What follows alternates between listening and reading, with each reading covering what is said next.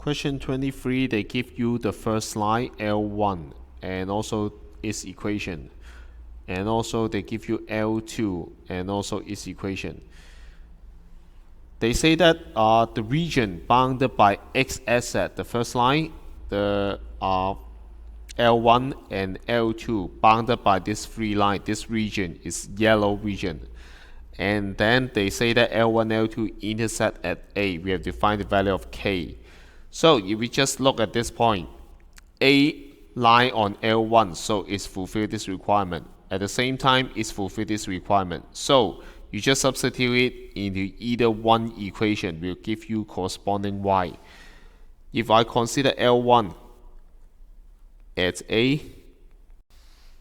when X is equal to 3, then we can write down 5 something plus Y minus 10 equal to 0. So Y is equal to negative 5. Then we already get this is negative 5.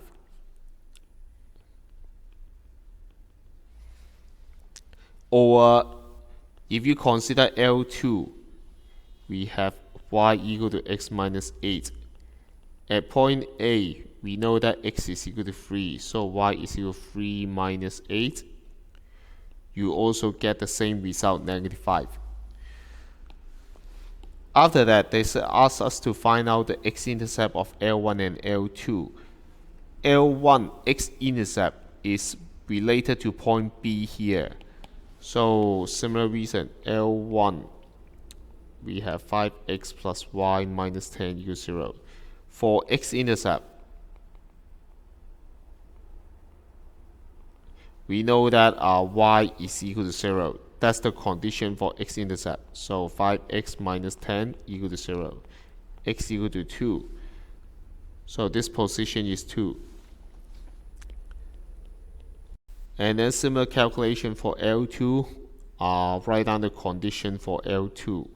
And then for x-intercept, y equal to 0. Don't underestimate this kind of logic. Write it down and then don't make your hand be lazy. So we have 0 is equal to x minus 8. We know that x is equal to 8 in this point. This is 8. Finally, what they ask you about the area of triangle ABC. We want to find out the area of this bounded region. Once again, a very important thing in rectangular coordinate is they give us some perpendicular pair distance. We have horizontal. At the same time, we have the vertical line here. So for the horizontal line BC, on this number line, C is 8 while BX coordinate is 2. The difference between them, BC is equal to 8 minus 2. The difference is 6 units. Similar reason, we want to get the height of the triangle. The height, which means that the vertical distance between X asset and A, so it's obviously is 5. It's because how you go to A is go right by 3 steps and then go vertically downward by 5 steps. So distance here is 5. Or to be more precise, you may compare negative 5 together with 0. This is 0 minus negative 5, 5 units.